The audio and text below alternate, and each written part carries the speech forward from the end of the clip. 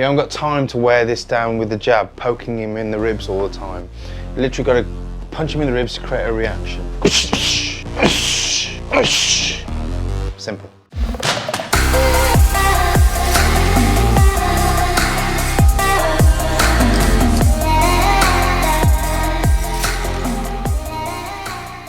Okay, so in this video we're going to look at low body punch.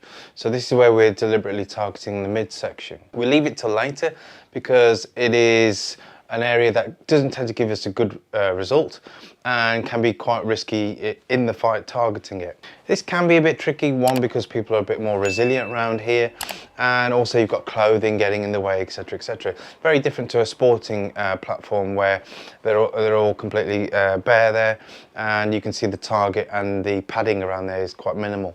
But we're going to approach it in two ways. One, from a technical perspective, so what you really need to know for a test, and secondly from a street application perspective. So we're looking at dealing with somebody throwing a punch at us, all right? So if you think about the show, somebody's throwing a punch at you and they are leaving a part of their body exposed, which is this area here.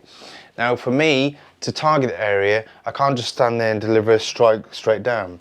Otherwise it'd just be an exchange. He'd be punching me in the face and I'd be punching him in the belly. I know who's going to win there.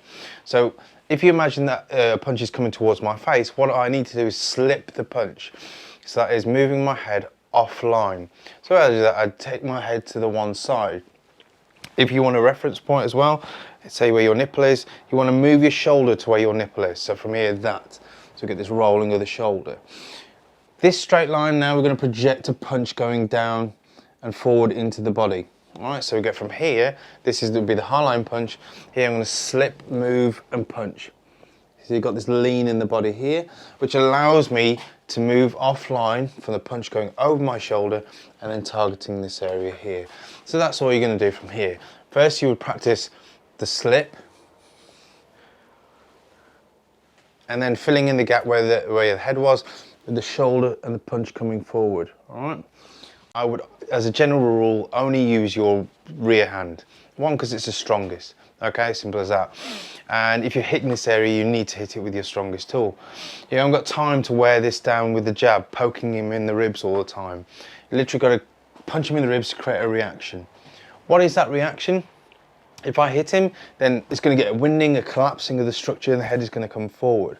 Now, if it's a good shot, i.e. you've targeted the liver, then he's going to fall down pretty easily. But other than that, he may just bend slightly, or he might cave a lot.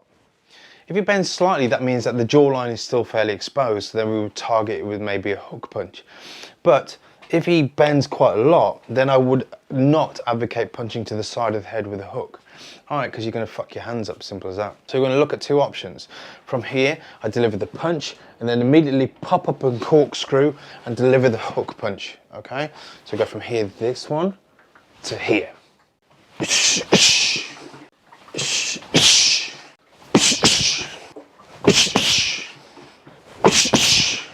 Of course, the other option from here is, if you're not comfortable with a hook, then just change it for a slap. I quite like this one because then it minimises the risk of me mashing up my knuckles.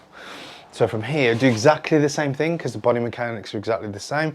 You're going to throw the punch, then immediately come up and just slap. What I like about this is that if you go too deep or he moves, you're going to clatter him around the back of the head and you're going to get a really good response. If it's too close, you can hit him with the forearm. That's perfectly fine. So that's your options.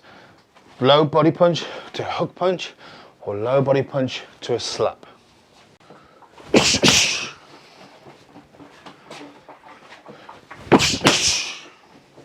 As I said, hitting to the low line may elicit a couple of reactions. You may get one reaction where the head is brought slightly forward, but the jawline is still exposed, which means I can hook or maybe give him the slap.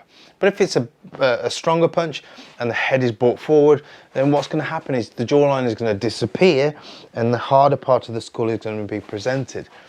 In that case, maybe a hand strike isn't best. Maybe an elbow is a better option for you. So in this case from here, you have to visualise that I'm striking to the body, brought the head forward, and that leaves the head somewhere around here. Well, in that case, I'm just going to elbow horizontally across into the side of the head, should it be needed. Of course I could knee, but for here an option is the elbow.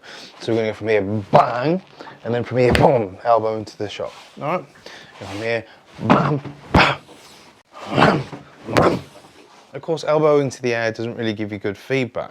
So what we're going to do is put a pad on, and then we're going to punch with the edge of the pad for the punch, and then we're going to present the pad flat. So I've got a target, a visualized target for the elbow. Okay, so it's going to go from here, boom, bring the head forward, and then elbow here.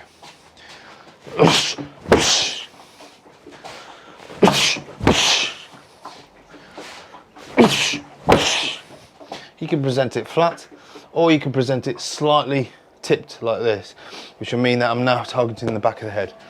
Again, if the situation required it.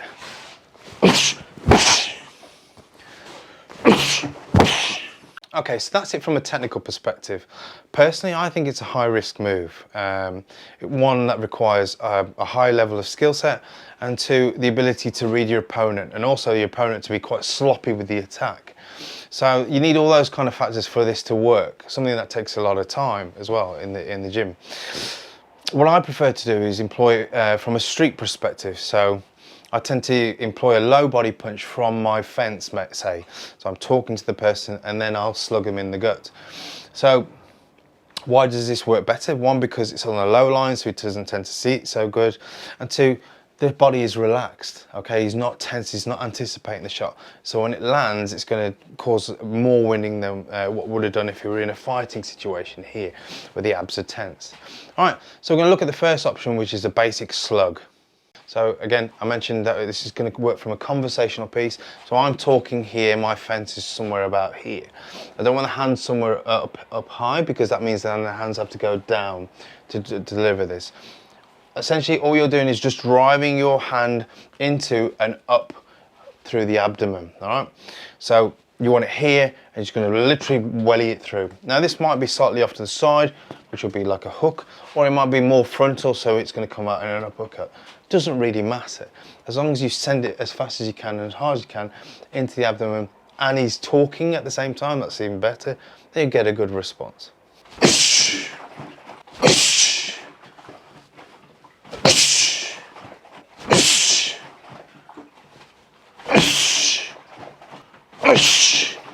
Simple. Next option is diagonal down. So whereas before we were coming from a hands lowered position, shoveling up, this is now the hands are somewhere occupying the midline from here, and we're going to send the punch diagonal down. All right, so we're going to be striking into the area just below the belly button and draw a line from my belly button through to my arsehole. All right, so create that caving situation. Not very pleasant, especially if they've got a full bladder as well. All right, so from here we're going to just go straight and just drive down into this area here. It's a short range shot, so you need to understand your biomechanics. So hopefully you've done all the work on that from all your previous striking.